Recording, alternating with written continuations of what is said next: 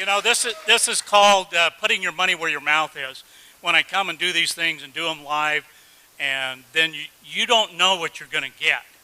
You know, so they asked me to do the brain maps on some people that were having the bars done, and it's like, okay, that's good. You know, I'm open.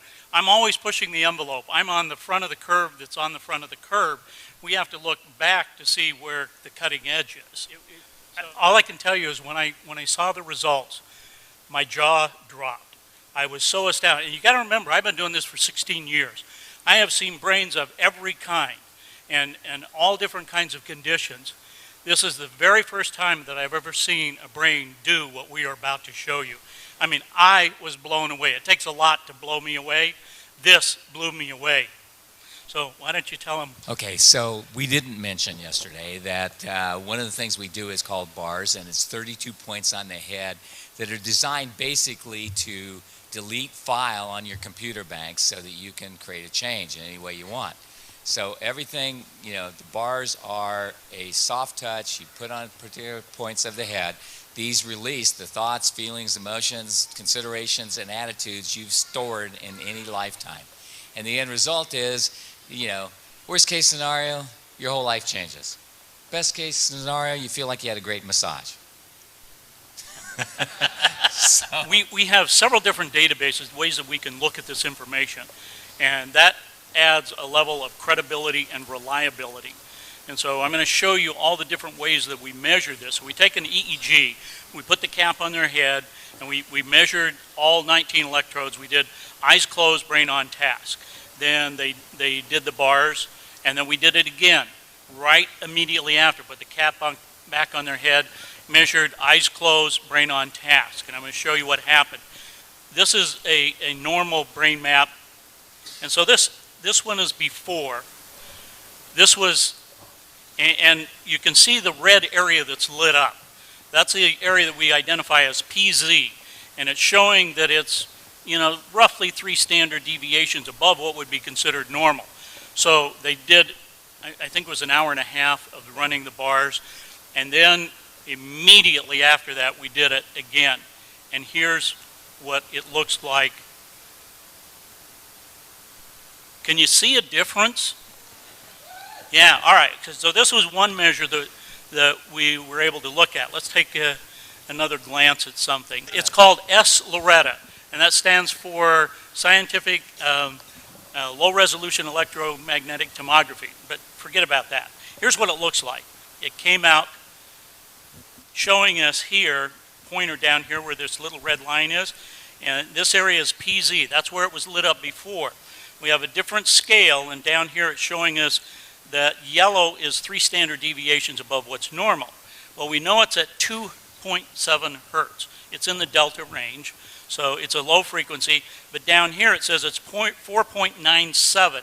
So it's almost 5 standard deviations above what is considered normal. It is off the scale of what we're seeing here. So here after is what it looked like. See, you can see the dark color here is the normal range. It's also saying that the change happened at 2 hertz. Okay, well that's all well and nice. There's another part that we look at here that is called the S-Loretta part here. And it gives us a triangulation. So we have what's called an x-axis, this black line here. Then the one pointing up in the air is a y-axis, and then we have a z-axis. So we get this triangulation. It's showing us exactly where. And you see this stuff here in the back of the brain? Well, that's PZ. That's where you just saw, you know, it all lit up. So here's the after. It's gone.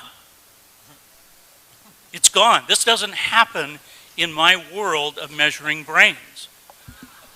Not in a matter of a few minutes. Now, being the scientist I am, that's not good enough for me. That's great, but I want to see it in action. You want to see it in action? Yeah. For real? All right. So here's the brain, the area PZ that we're looking at there. And you can see the red coming in and out, that sort of thing. This is the playback of the EEG. So we've taken her eyes closed EEG, and we're now playing it back. So I went through and pulled out the pieces that I wanted to show, and they said, okay, make this little movie for me and show it. Now let's look at the after as well. Okay, so here's the after. All right, so that's the after. Let's go to the before. You see it? There's the before. We see all the red there. Then afterwards, we see this. All right. Is blue good? Now, being the scientist that I am, What does the red mean, Jeff? the red means it's 4 standard deviations above what's considered normal. It's just very, very active. Okay, it means activity. Okay, got it. Right. Thank you. So we could get into what kind of activity. It's just very, very active, and it's dealing with focus, concentration, and attention. Okay? So this means the brain's doing this. Okay, that's a scientific term. Okay. Thank you. I like that All right. one. I like that term. All right, so being the scientist I am, that's not good enough for me.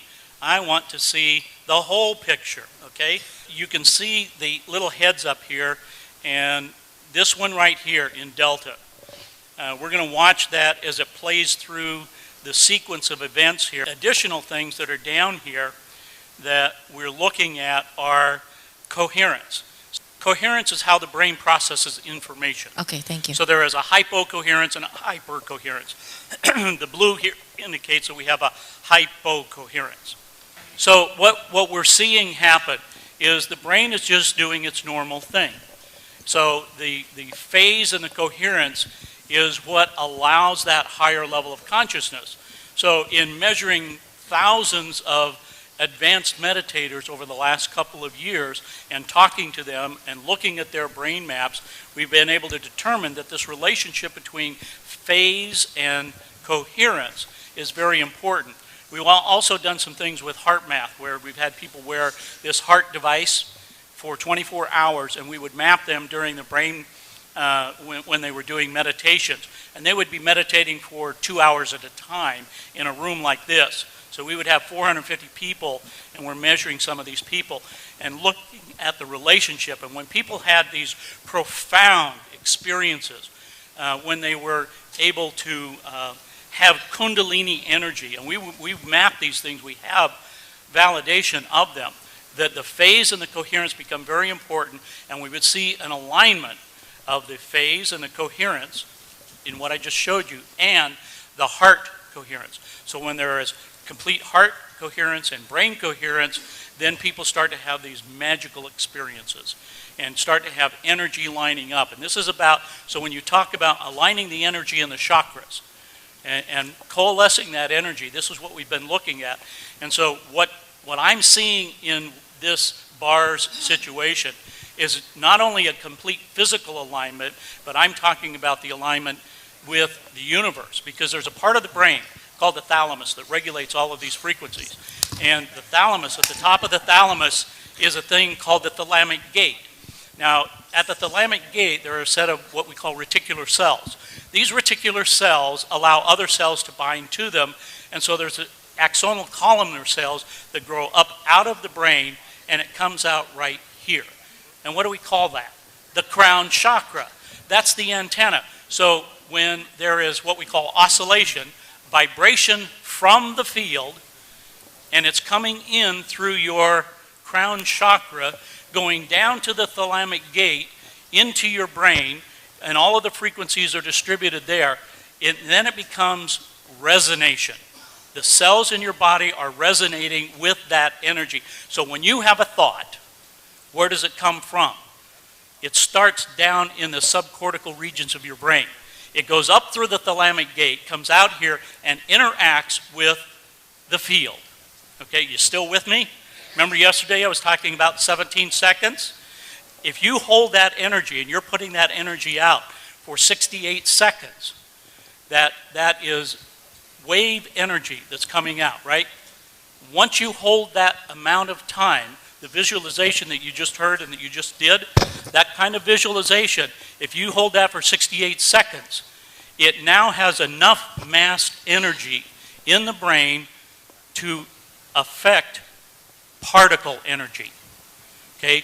That's where the transition comes in. So the longer you hold these thoughts, the longer you work with them, whether it's visualization, mind movies, whatever your technique is, the power of that is absolutely astronomical. Now, to be able to coalesce that energy and to bring it together in what I just showed you is absolutely possible. And I believe we only have, the one person that we've processed so far. But as a scientist, I can tell you with what I've seen over the last 2 years and the thousands of people that I've worked with, this is absolutely amazing. And I'm sure that each and every one of you have the ability to harness this energy, to start working with that within yourselves, because it's not the magic of the science. The science just helps you let you know what is happening and how it's happening to you as an individual.